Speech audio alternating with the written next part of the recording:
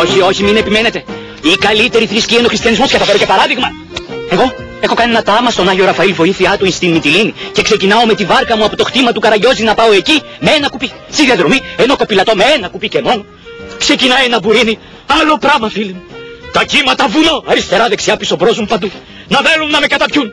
Κι εγώ στη μέση ανυπεράσπιστος, πέφτω στα γόνατα στη μέση της βάρκας και λέω: Χριστέ μου, βάλε το χέρι σου, Χριστέ μου, σώσε με. Και έχετε το θαύμα. Γύρω γύρω η θάλασσα ανταριασμένη και τα κύματα βουνό, και στη μέση, εκεί που είμαι εγώ με τη βάρκα, η απόλυτη ηρεμία. Εντάξει. Όχι και. Συμβαίνει. Έπωσε. Βρε, εγώ να σας πω την ιστορία τη δικιά μου, θα πάθετε πλάκα. Είμαι 3 μερόνυχτα μέσα στην έρημο. Τραβιέμαι με την Καμίλα για να περάσω από την άλλη πλευρά της έρημου. Και πάω, κούραση, ταλαιπώρια, να μην σας τα λέω αυτά. Έρχεται τώρα 12 το μεσημέρι, 48 βαθμοί Κελσίου ζέστη. Και ξαφνικά πιάνει μια ανεμοθύελα, ρε παιδιά. Η αμμουδιά να σηκώνεται, κόκος και να σου δεν πάει το δέρμα. Σαν να μου βολεί ήταν, ρε. Σαλτέρνω κάτω από την καμίλα, δεν μπορούσα. Πού να δείτε, ήταν αδύνατο να επιβιώσει άνθρωπος. Σαλτέρνω κάτω από την καμίλα, πέτω και αρχίζω. Αλλά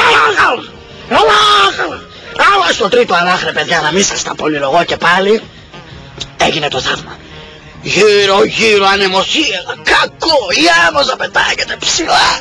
Και στη μέση που ήμουν εγώ με την Καμίλα, μόνο που δεν μας έστρωσε άσφαλτο ανάχα. Δηλαδή ένα πράγμα πρώτη φορά είχα ζήσει. Φοβερό, ρε. Φίλοι μου, αγαπητοί μου φίλοι, θέλω εντυπωσιακά τα παραδείγματα σας, αλλά όταν σας διηγηθώ το δικό μου περιστατικό θα αντιληφθείτε γιατί η δικιά μου η θρησκεία είναι σαφώς αγώτη. Λοιπόν, ακούστε με λίγο, ακούστε. Πηγαίνω προς τη συναγωγή. Είναι Σάββατο. Περπατάω, αλλά επειδή υπάρχει μια μεγάλη απόσταση από το σπίτι μου έως τη συναγωγή, άνθρωπος είμαι στην ηλικία μου, κουράστηκα λίγο, κάθομαι σε ένα ταγκάκι όπως εδώ καλή ώρα που είμαστε, να πάρω μια ανάσα. Παίρνω την ανάσα, πάω να φύγω και έτσι όπως πάω να φύγω με την άκρη του ματιού μου, αντιλαμβάνομαι ότι έχει έρθει στο παγκάκι και κάθεται μια κοπέλα, δηλαδή, τι κοπέλα, και συγγνώμη, μια κοπελάρα μισό.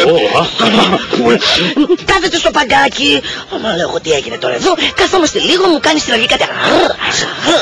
Δεν καταλαβαίνω τι ήθελε να πει. Πάω να φύγω παρόλα αυτά. Με πάω από το χέρι, τράχ με τραβάει πίσω, μου λέει κάτσε εδώ που πας. Λέω σας παρακαλώ δεσποινείς, τι θέλετε από μένα, μου λέει αγόρι μου θέλω να σε πάρω εδώ και τώρα. Λέω εμένα, λέει ναι εδώ και τώρα. Κοιτάξτε να δείτε τώρα ποιο είναι το πρόβλημα. Το Σάββατο η θρησκεία μας απαγορεύει αυτό το σεξ.